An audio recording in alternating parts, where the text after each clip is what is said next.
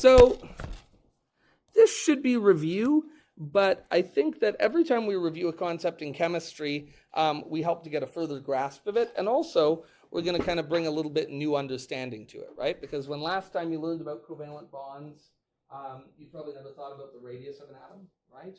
How big or small they are. You probably never thought about electronegativity. Can somebody remind me what electronegativity is?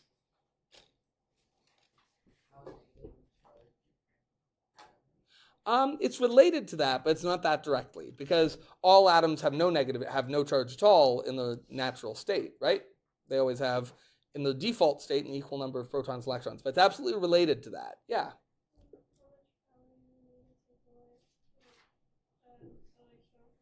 Super closely related. That has a different name. That's called its ionization energy, but it's a very similar concept, and it's related. Absolutely, it follows the same trend. That's called electron affinity. We haven't even talked about that, but it's true. It's just the tendency to gain electrons. It is a measure. Electronegativity is the measure of the tendency of an atom to gain electrons. In other words, you can think of it as how electron hungry an atom is, how much an atom wants electrons. Want is obviously an anthropomorphized piece of language, right? Like we don't really mean we want, they don't have feelings. On the periodic table, what would be the single least electronegative element? The element with the least pull on electrons. Yeah. Yeah, FR, francium, down here, right? And that's because it's this big, massive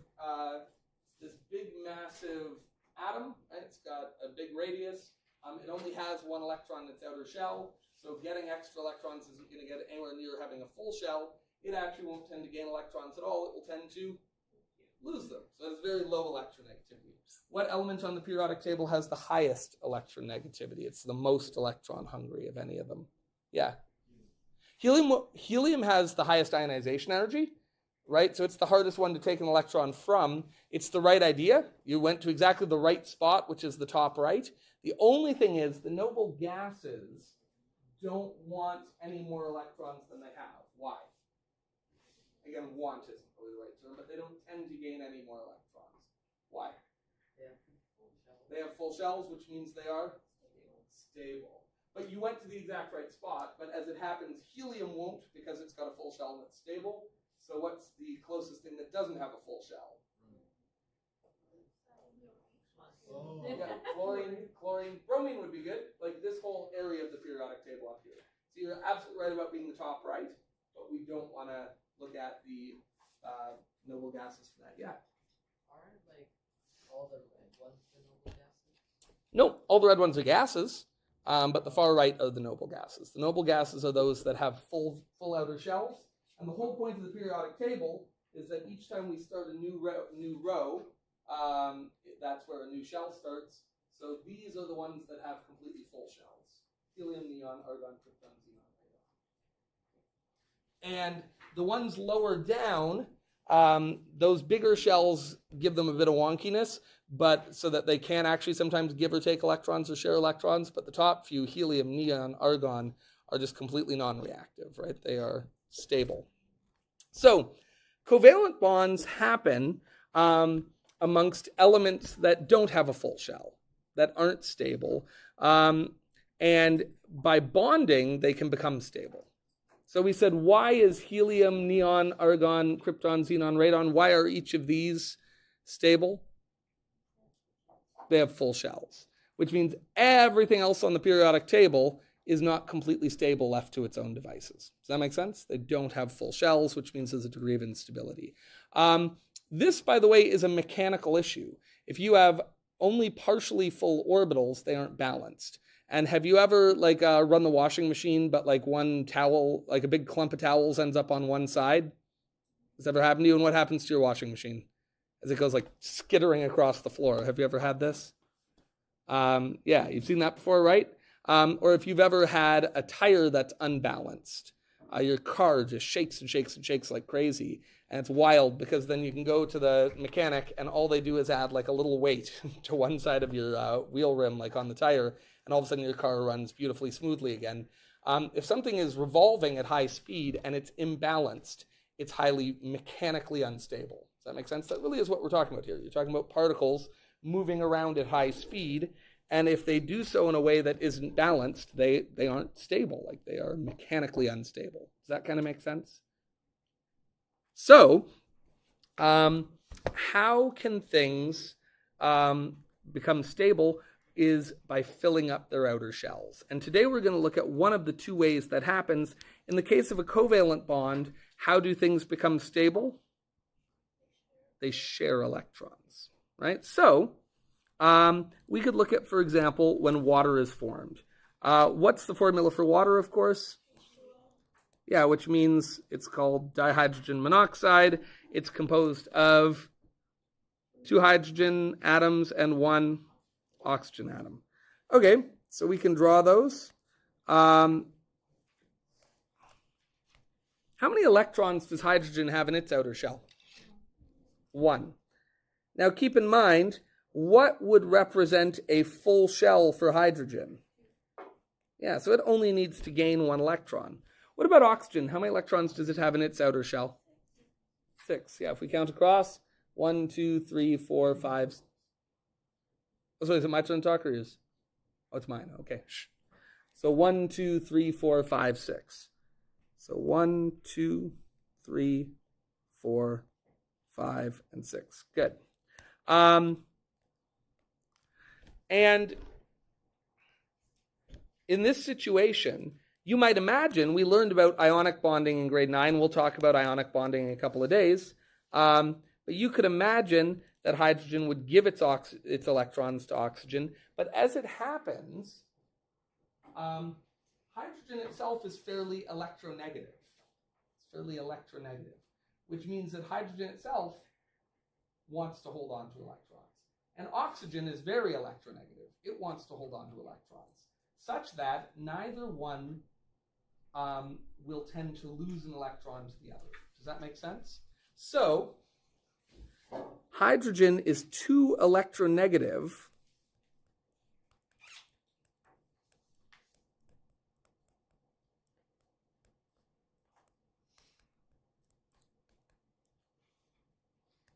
to lose electrons to oxygen. And oxygen is even more electronegative, so it's not going to lose its electrons to hydrogen. Does that make sense? So the result is that instead of transferring electrons, they share them.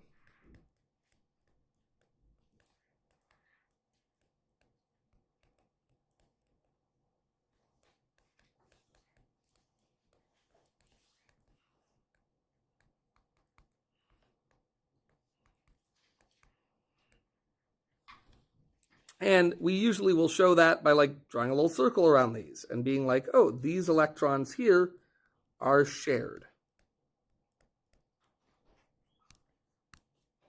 And we could therefore draw what that looks like after the fact. And usually we don't draw a shared pair of electrons as 2 electrons with a circle around them. How do we normally show a covalent bond? How do we normally show shared electrons? Yeah, just a line. So we would say, oh, that was supposed to be an O, not a C. And we would still draw the free electrons here.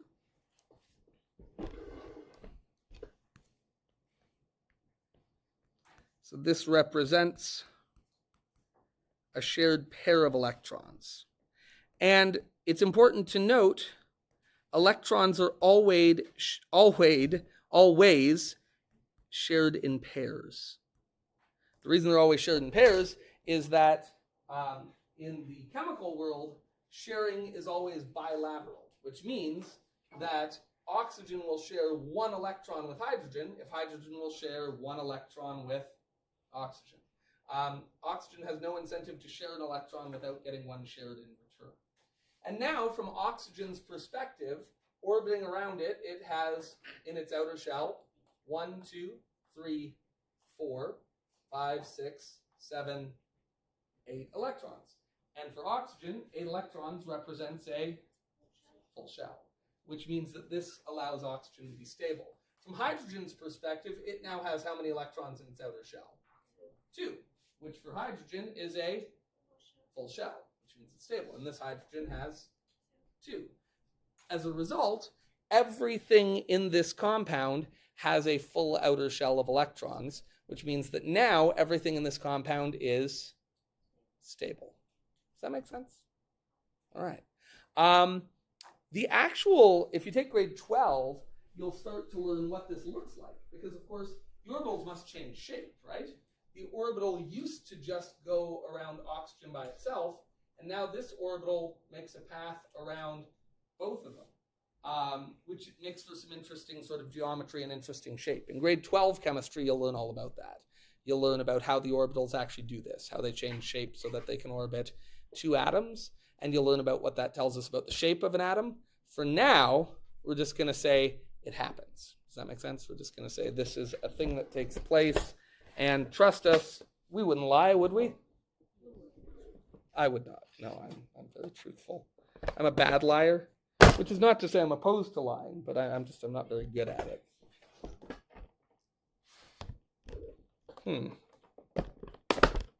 That's better. That's better.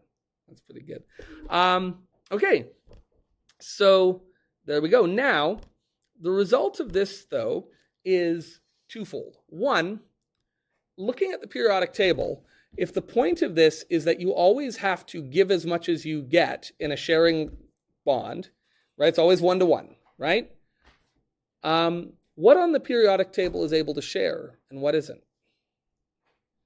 Let's say like lithium. Could it share electrons and get a full shell? How many electrons does it have in its outer shell? 1. How many does it need to get to a full shell? It needs 7 more, but it can only share how many? 1. Can it make covalent bonds until it's stable? Right here, my friend. No. What about beryllium? It has 2, but it needs 6 more. Can it share its way to a full shell? No. In fact, you have to be kind of halfway at least, right? Does that make sense? You have to be halfway to a full shell, which means in those first 2 rows, what are the things that can share their way to a full shell? Well, nothing until you get to carbon, right? Or to silicon. Does that make sense? So carbon, silicon, nitrogen, oxygen, fluorine, phosphorus, sulfur, chlorine, and then bromine and iodine, these are really and then hydrogen, are really the only things you're ever going to see in covalent bonding. Does that make sense? All of the metals, the vast majority of atoms on the periodic table, don't have enough electrons to share their way to a full shell. In electron terms, they're kind of too poor to play the game. Does that make sense? Only the rich share with each other. And the ultra-rich, this is a lot like real life, the ultra-rich don't share with anybody. They don't need to, right? They have all the electrons they need. Yeah. No such thing.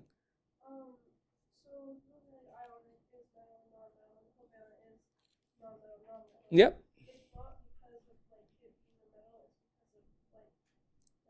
That's a great question. It's all about electrons.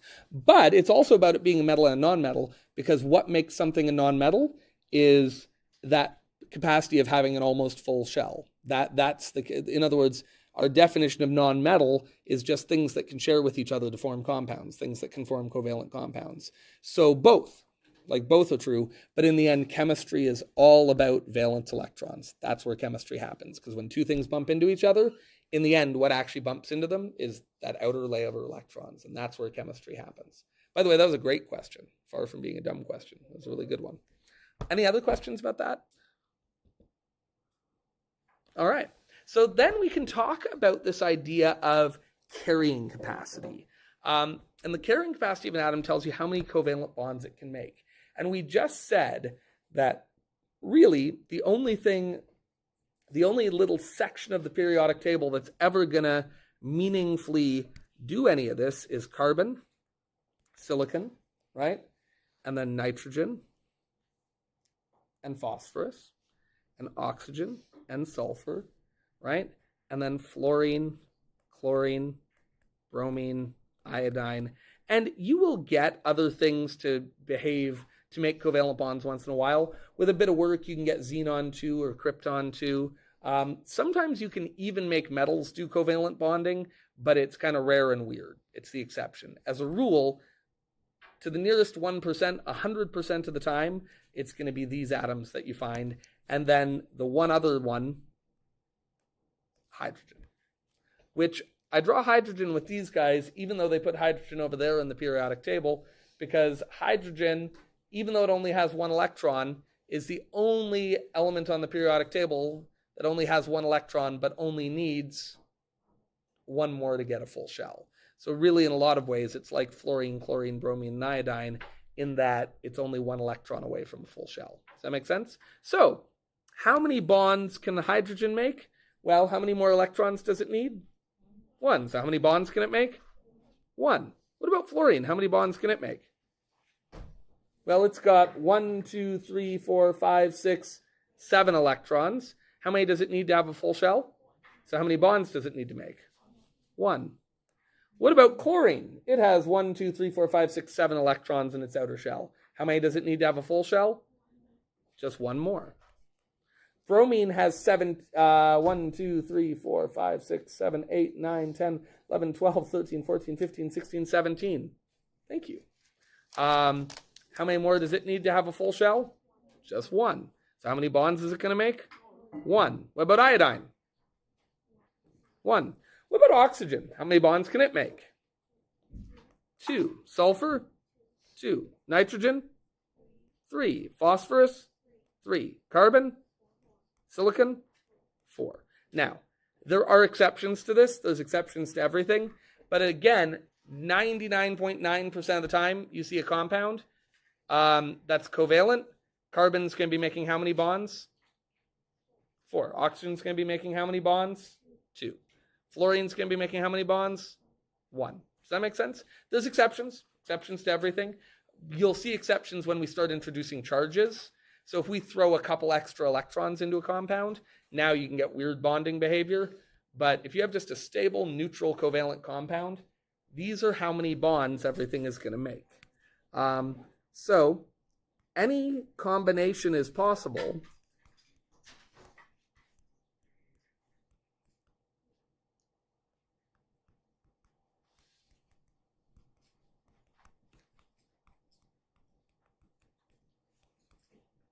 But each atom must make the appropriate number of bonds. Did I do my attendance? Yeah, you bet. Did I do my attendance? Yes. Right? Yes? Yes. Okay. Oh, right, because I called them out and you guys did a bad job. I remember. C plus. C minus? I don't know. Did you just try to take extra credit? Are you changing my grade book? It was C. It was a C. There you go. C's, yeah. Oh, did we both do it? Excellent. Did you change your hair? It looks lovely. Oh, very nice. Yeah, very nice.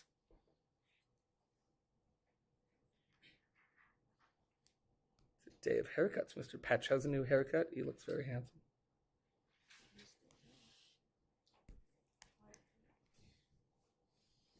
Okay, so the cool thing about covalent compounds, and we do a lot more with covalent compounds in 4U Chem, and we do a lot more with covalent compounds actually in 4U Biology. We actually don't spend a lot of time on covalent compounds in this course because they get complicated really quickly, really, really quickly. And the reason they get complicated really quickly is you can put them together absolutely any way imaginable. Like I said here, any combination of these is possible.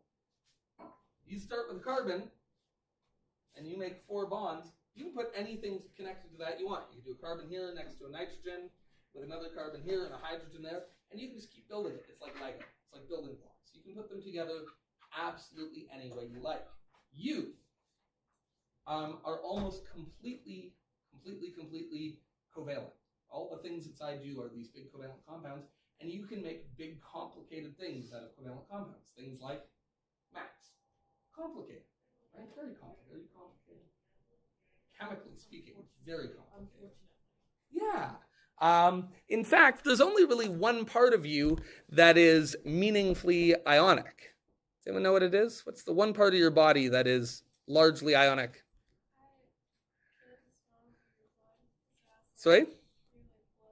That's actually a very good point because you know that your blood has a metal in it, right? What metal is present in high concentrations in your blood?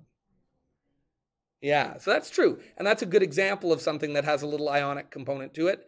That's true, but there's one part of your body that's real heavy, that's substantial, that's massive, and is actually largely basically a big dumb rock. Your skull. Your skeleton, yeah, your skull, your bones, all those. They're largely calcium compounds, right? They're largely basically rock. But the reason they do that is ionic compounds are very simple. There's really only one or two ways you can put any ionic compound together. They're very basic, but they're hard and tough. They're big dumb rocks. Covalent compounds are interesting. They're interesting. You can put them together in all kinds of ways. Does that make sense? So you could say, don't draw this, but you could say, I'm going to start with carbon, then we're going to put another carbon here. But of course, each of these has to make how many bonds? 4, right? Then you could say, well, I'm going to put a nitrogen. Oh, gosh, golly. I'm going to put a nitrogen here. It makes how many bonds? 3. And then maybe there's a fluorine here. It only makes 1 bond. So that's cool. Maybe there's a bromine here. It only makes 1 bond. So that's cool. There's an oxygen here and a fluorine there and a hydrogen here and a fluorine there and a chlorine here and a bromine there. We just made a thing. And this is a thing you could make. I don't know how, but an organic chemist could sit down and figure out how you can put things together to make this. If you can draw it in covalent chemistry, you can make it. But if you've studied biology or something like that, you'll know that like the molecules that make up the human body are just absolutely enormous. Right? Like your DNA molecules are made of billions of atoms put together, right? Like big, complicated molecules, right? So covalent compounds can get complex quickly. And one thing to note is that 2 atoms can share more than 1 pair of electrons. You can have what's called a double bond. An example of this would be oxygen gas. What's the formula for oxygen gas? O2. In fact, if you remember, in grade 10, you probably learned about the diatomic elements.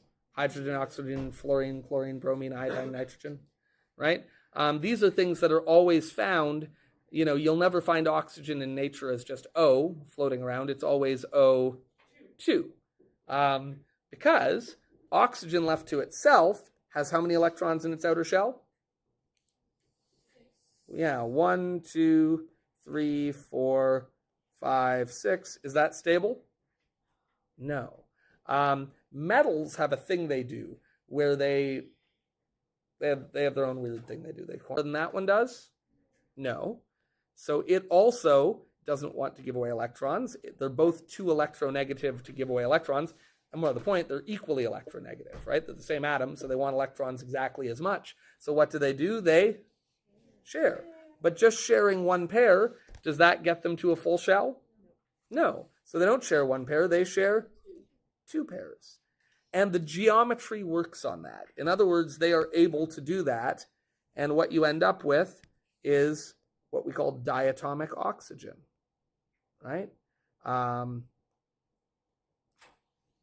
remember, each line represents a shared, a shared what though? Yeah, absolutely. A shared electrons. And how many specifically? Each line represents 2.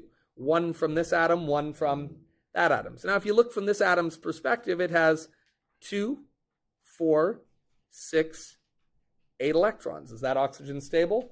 Yeah, and this one has 2, 4, 6, 8 electrons. So it is also stable. So oxygen gas is stable. Now, oxygen gas is stable enough, mind you, because oxygen is so electronegative, it would much rather take something's electrons than simply share, which is why oxygen gas is like the great destroyer of the world, right? Like it is constantly ripping things apart.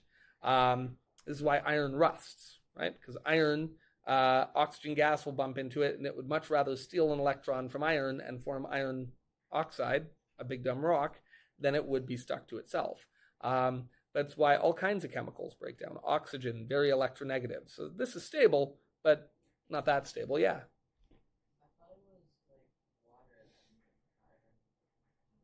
No, water provides an opportunity. It provides sort of access to oxygen to it. Yeah, I mean, but it's the oxygen itself that actually does it. Because rust is just iron oxide. And it's literally just iron stuck to oxygen. On the other hand, we can even get a triple bond. And we'll keep it simple here, and we'll say nitrogen gas, diatomic nitrogen. Nitrogen has how many electrons in its outer shell? 1, 2, 3, 4, 5. So 1, 2, 3, 4, 5. And of course, if I draw another nitrogen, it would also have 1, 2, 3, 4, 5. And again, does either of these have a stable outer shell? No. They're equally electronegative, so one's not going to be able to steal electrons from the other because they each have an equal pull on electrons. But what they can do is share. They can share that pair. Does that get them to a full shell? No. So they can share that pair. Does that get them to a full shell? No. So they can share that pair. Does that get them to a full shell? Yes. Now nitrogen has 2, 4, 6, 8, and this nitrogen has 2, 4, 6, 8. And the geometry works. In other words, that can physically happen in space. A quadruple bond isn't possible. The geometry doesn't work. The orbitals just can't form. So a triple bond is the biggest number of bonds possible between two things. There is no quadruple bond. By the way, double bonds and triple bonds don't have to be between two of the same thing. Does that make sense? An example of that could be CNH,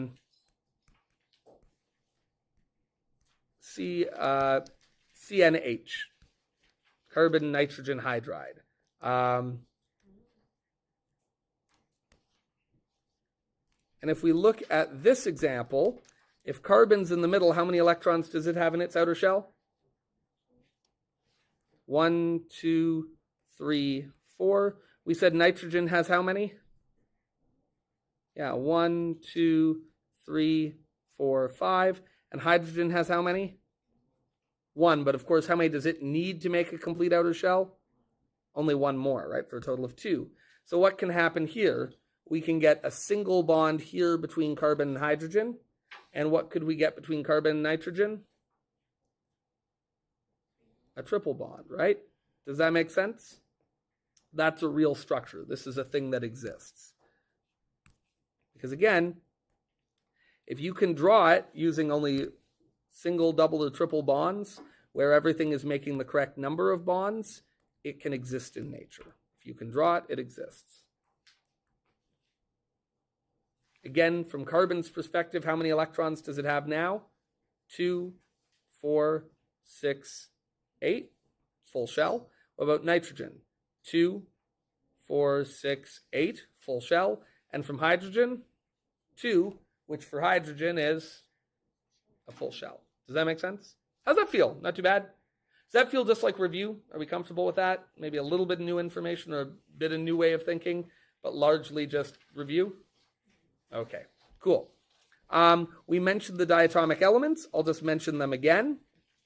What are the diatomic elements? Hydrogen, oxygen, fluorine, bromine, iodine. Yep, chlorine and nitrogen. And there's a stupid word we use to remember this. I mean, it's not a word. It's just a collection of syllables, but Hofbrinkel, I guess. So if that's helpful to you to remember Hofbrinkel, then hey, good on you. Just to show one more example, one we haven't looked at yet, fluorine. How many electrons does fluorine have in its outer shell? 7. 1, 2, 3, 4, 5, 6, 7. Alexander, sorry, you have an assignment up here, my friend. It's right here. You can grab it. And if we put 2 fluorines next to each other, the other one would also have 7. Obviously, again, fluorine extremely electronegative, but they're equally electronegative, right? So they're both really electron hungry, but neither one's going to give up an electron. So what do? They share. How many pairs do they have to share? Just 1. So The diatomic elements may have a single bond between them, like fluorine. They may have a double bond between them, like we saw oxygen did. They may have a triple bond between them, like we saw nitrogen did, right? It just depends on how many bonds they have to make. What about iodine? How many bonds would it be making? If we were to draw iodine, which we're not, how many bonds would it be making? Sorry? Yeah, it'd just be a single bond, right? Because iodine only needs how many more electrons? Just one. Good. Any questions about that? This is important because anytime we do a chemical reaction, if you do like sodium plus sulfur and you work it out and you say, okay, that forms, don't write this, that forms sodium sulfide, this is the balanced chemical equation. Sodium plus sulfur gives us sodium sulfide. But if you said sodium plus oxygen gives us sodium oxide, you can't have O by itself, because in nature we can never get a single O atom by itself. So we would have to write this as O2, which then would require us to do what with this equation? I would have to balance this one too.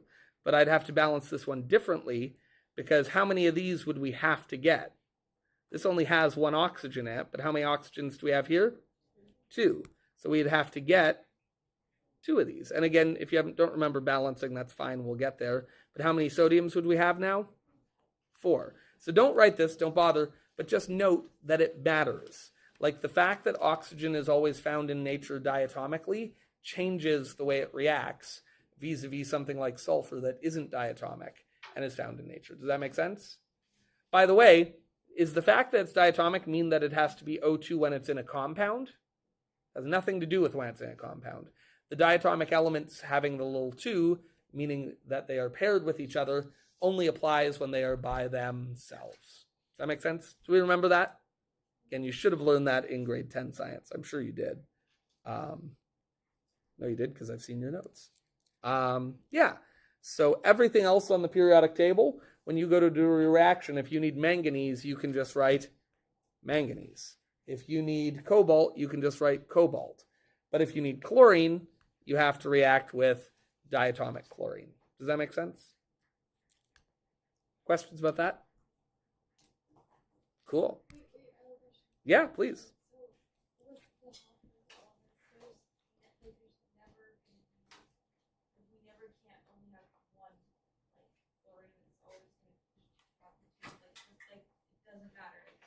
When found in nature. Again, you absolutely, like, you can have, like, you could split that apart, like in laboratory conditions or something like that. But as these things are found in nature, they're found diatomically. Did that answer your question? It was a good question, by the way. Any other questions? Okay. Okay, so the thing I want you then to take away is that as long as you are following the rules, you can draw anything. And the rules are simple. Only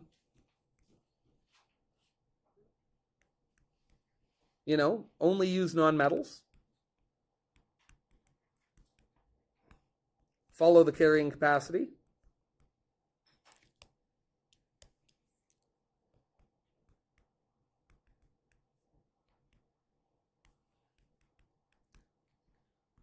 And single, double, or triple bonds only.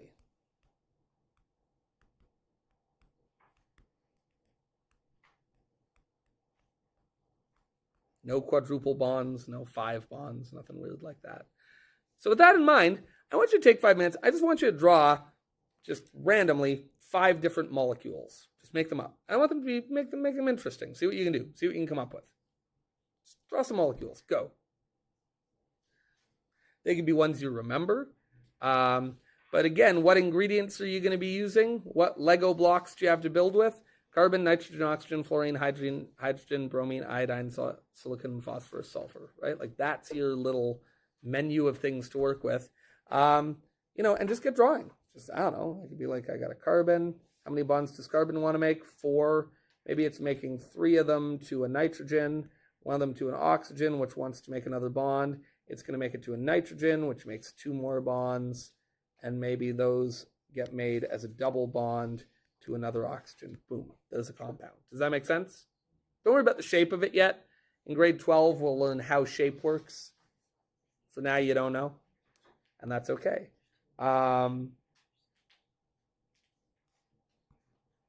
Does this work? Did I follow all the rules? How many bonds does carbon need to be making? What's carbon's carrying capacity? How many bonds does it need to make to get a full shell? Let's look. 1, 2, 3, 4. How many bonds is this carbon making? 1, 2, 3, 4. How many bonds does nitrogen need to make to get a full shell? 1, 2, 3. How many bonds is it making? 3. Oxygen needs to make how many to get a full shell? 2, and this oxygen's making 2. That oxygen's making 2. We said nitrogen needs to make 3, and this nitrogen's making 1, 2, 3. So that works. Does that make sense? So get creative. Go, draw. Maybe you can make it look like a dog. I don't know. Whatever you want. Try to make your cat with molecules. I don't care, but figure it out. Get drawing something for me. All right? I want 5. Just 5 random things. And then underneath it, I want you to write the formula of that thing. This would be CN2O2. Did I get that right? Yeah. Does that make sense? 1 carbon, 2 nitrogens, 2 oxygens. Cool. See what you can create. If you feel like you got a good one, come draw it up here. But again, there's no right or wrong answers. Maybe you remember one. Maybe you're like, ooh, I remember from grade 9 biology how to draw glucose. Did your teacher make you learn how to draw? Did you have to like build a model of glucose? You did in bio, right? Yeah, so there you go. Do you remember it? You got the linear structure, right? But we also have the ring structure. The ring structure is more fun.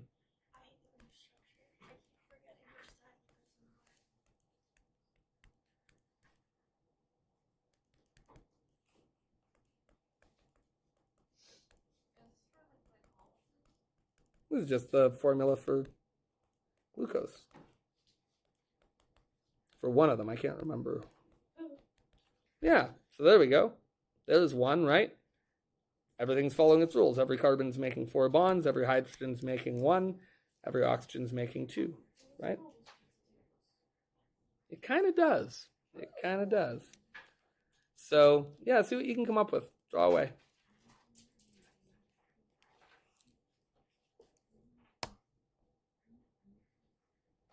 I'm going to give you 3 minutes to do that. Make them 3 good minutes, my friends.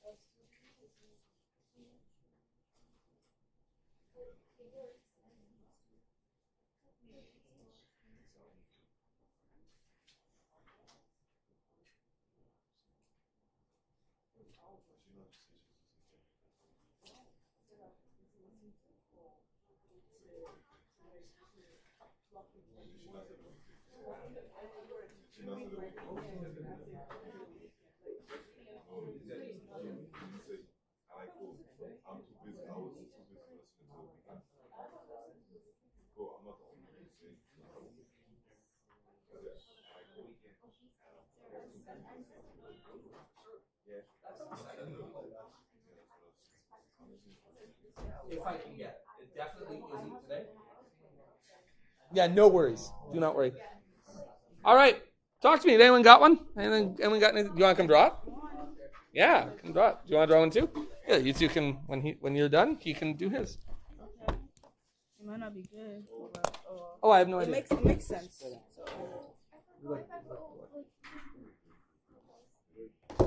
Here's the deal. It's definitely the right, definitely the right idea. Yes. Except the top one Well, thank you. doesn't have no H. It's That's a cool dog. You're good. Thank you. Yeah, you're I good. appreciate it. Everything's cool. Literally pointing at us. Yeah, you're good. Lighting. That's nice. Yeah, that's great. Mhm. That's nice. Actually? Yeah. No, it's ass. I can't lie. I did not hear a single word you said. But Oh, but the top doesn't have the O. Just has double oh, bottom. appreciate it. Appreciate it. The dog's cool though. And the skateboard and the stuff. It's cool. So you're just like kind of It's cool, but this one dies. okay, part. You're so sweet, aren't you? Yeah, beautiful. Very welcome. How's my name? Sorry? Can I draw triglyceride? Sure. You get glycerol spine. C. Those are H's. H, O. Ester bonds. And then here we have C double bond O. That's so messy, but that's okay. And then these are just carbon chains. You can be however long you want. I'm fairly lazy. So I'm going to just go there. 1, 2, 3, 4. Are you done? This one What here the would hell? be saturated. You're supposed to draw the dots too? This one would be mono. I don't know. I just did both. So, And this one, let's make it. who sings that song?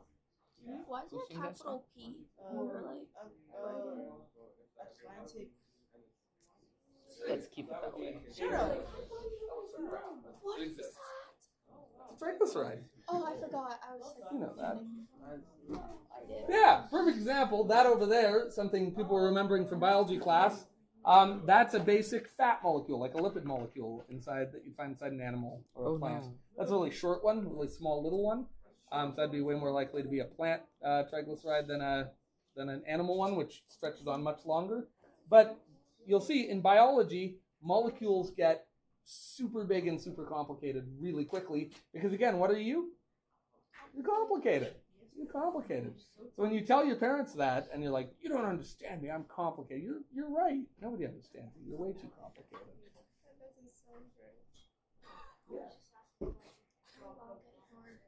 Sure. I was right in front of him too. Let's take a look. This yeah. one here we have. I'm very happy with the carbon to fluorine of it all. What's wrong with these nitrogens? Oh, Sorry. How many electrons does nitrogen have in its outer shell? Not 7. 1, 2, 3, 4, 5, 6, 7. To make life simple, we could just replace those N's with what? Anything? What are some things we could replace them with? Fluorine. Fluorine would be fine. Chlorine would be fine. Iodine or bromine. Which, by the way, even though iodine and bromine have more than 8, when we draw Lewis structures, we ignore the whole middle section. So we don't draw those 10 electrons, and we still just draw it as 8, because those 10 middle electrons don't do anything. They sit pretty stably. So, yeah. So let's replace the N's with bromine's good and fluorine's good. Beautiful. Love it. Okay. What about the bottom one? bottom one, let's take a look. Oh, we're getting fancy here. Oxygen has to make how many bonds? 2. 2, which it does now. It should have free electrons. How many free electrons should it have? If it's got 2 4 electrons bound, how many should be free? The other 6. 4, right? 1, 2, 3, 4, Oh, 5, 4. 6, 7, 8. So 4 more electrons here. Silicon has 2, 4, 6, 8. Perfect. Nitrogen's making its 3 bonds. It should have how many free electrons? It's got 2, 4, 6 that are involved in bonds. Yeah. And it should have 2 free electrons. Right? Yeah. What about oxygen? It's got 2 bonds. That's correct. That's 4 electrons. How many more electrons does it need? 4 more, and we draw them in pairs always, right? So 2 more pairs. And then fluorine looks great, 1 bond, but again, how many free electrons should it have? Well, 2 of its electrons are involved in a bond. Great. How many more does it need to get to its 8? 6 more. So 1, 2, 3 pairs. The free electrons are important too, right? Yeah, we don't want to ignore But them. everything else was good, right? Right? The connection. Beautiful, yeah.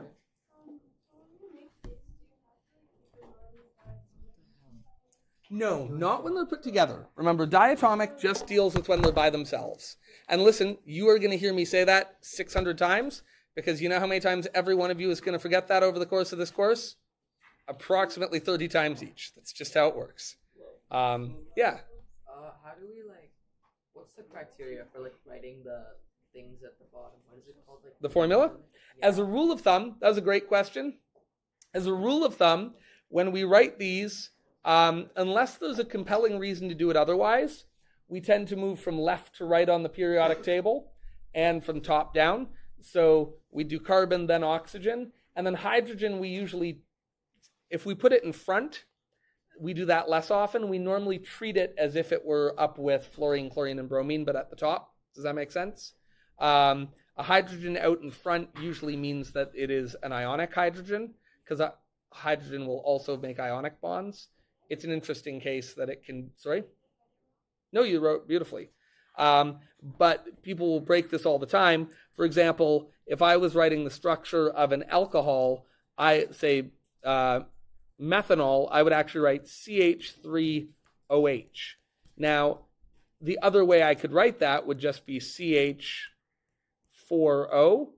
But in this case, and you don't need to know this, I just want somebody looking at this structure to know that this OH is together. That's got what we call an alcohol group.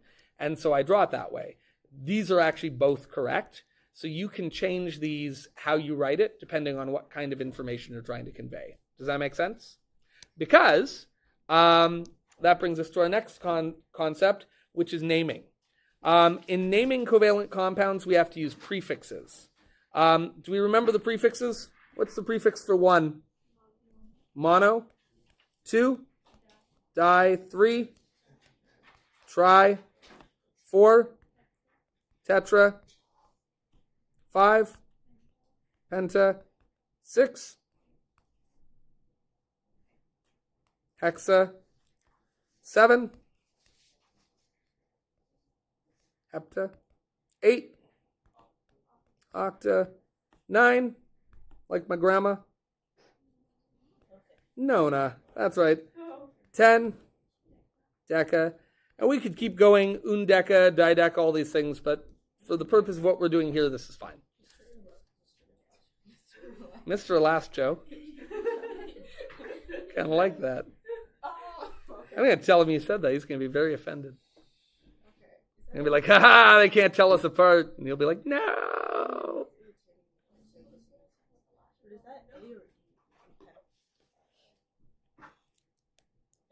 That's an A. Sorry. I can understand why you'd be confused because it looked like an incoherent squiggle. So, for example, what are the rules? Just again, we go from left to right on the periodic table as a rule. And then we do prefixes for how many of each? What's the only exception? Shut up, phone. What's the only exception when we don't use a prefix? Nope. The only exception is we skip mono on the first element, but we would include it on others. So for example, we call this what? Yeah, not monocarbon monoxide, but just carbon monoxide. What would another example be? Oh, I don't know, maybe oh,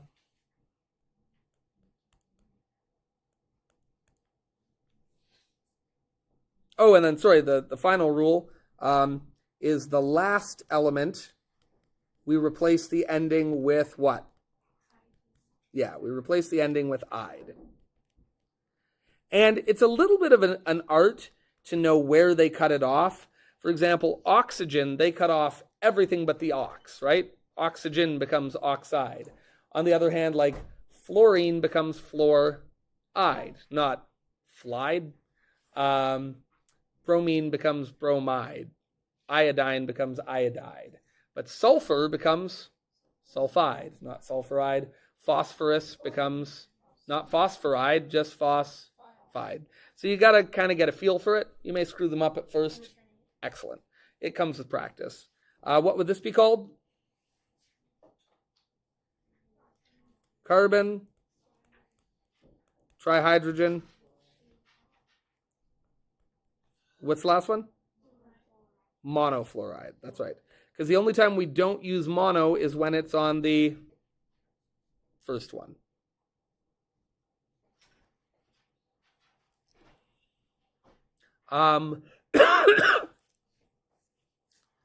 This naming system breaks down almost immediately. When you get to really big things, it's just useless. Does that make sense? So like, let's use an example. In this naming system, we would call glucose hexacarbon dodecahydrogen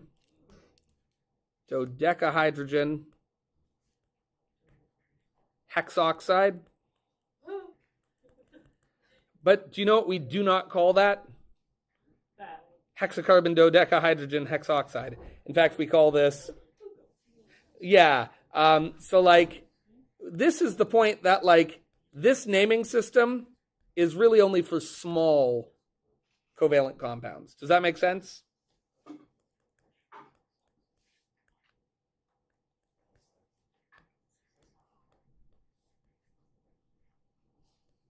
The other reason it breaks down,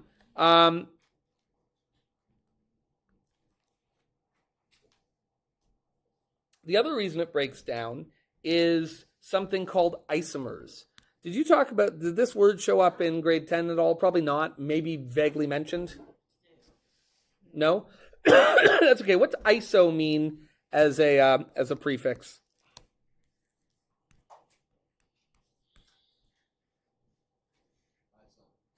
Oh, interesting. Sometimes, yes, absolutely. Not in this case, but yes, absolutely. As in like isolated and things like that. But sometimes it means same. And in this case, let's look at an example. C3H7F,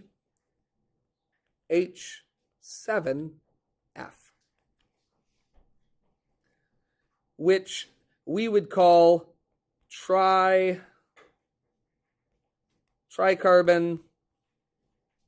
keep going, heptafluorine rather. Heptafluorine. Oh, heptahydrogen. Sorry. Thank you. Heptahydrogen. And then monofluoride.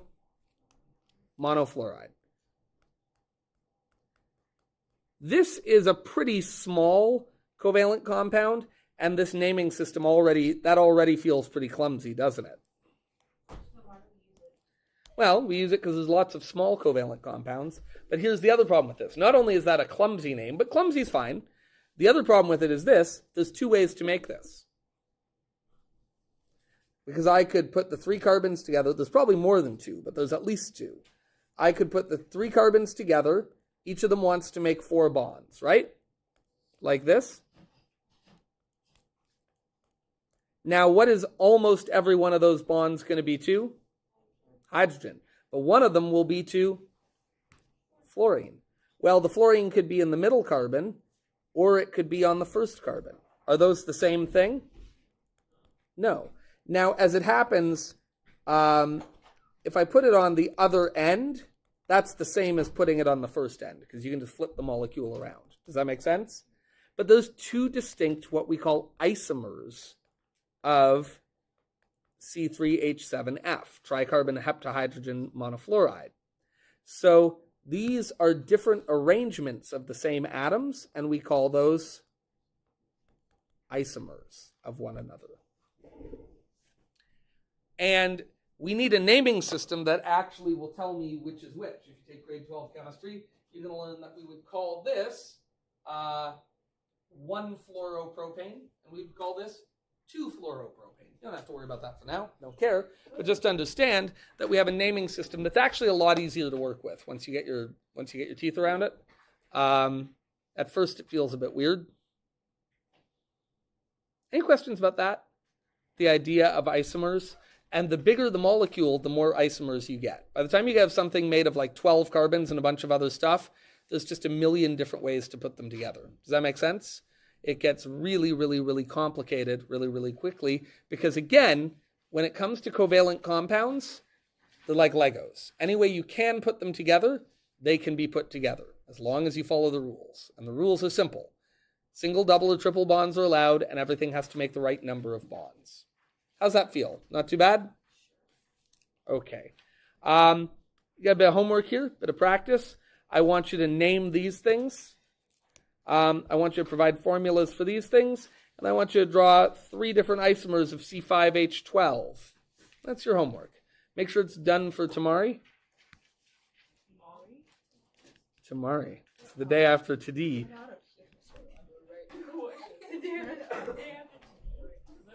It's the day after today, tomorrow.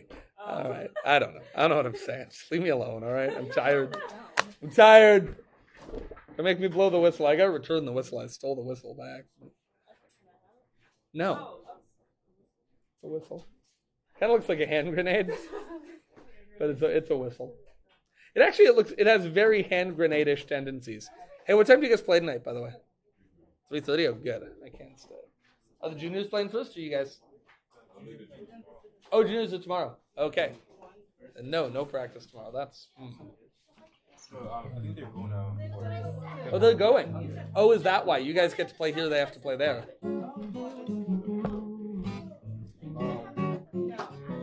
For this one, when should I add my electrons? So I have like 18 already.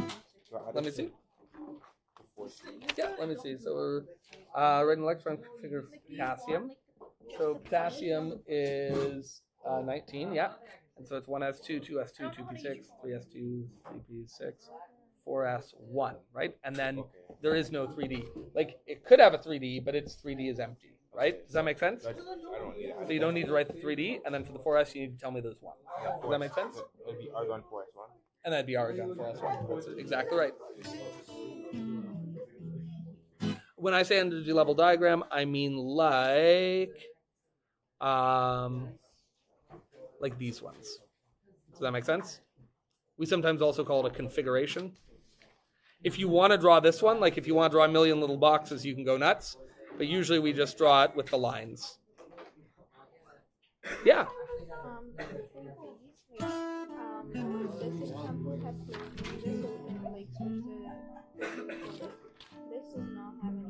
You're right, but what could you do? What if we took this carbon off? Is there somewhere else we could put it? Sure. Does that make sense? So, I don't know if I wrote this right when I say that the beaker is to 1 milliliters. Because on the 50 milliliters, it went by like 10, 20. So would it not be to the nearest 10? Yeah. Yeah, on the beaker to the nearest 10. Yes.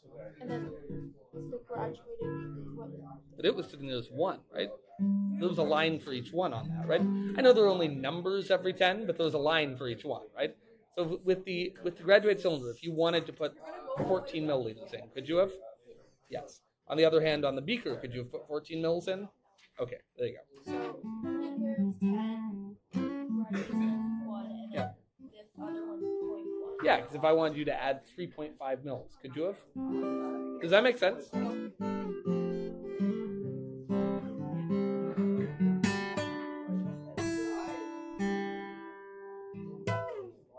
You feeling better? A little bit still rough? Oh, that sucks. I'm so sorry. And on your birthday. That's really unfortunate. I'm very sorry to hear that.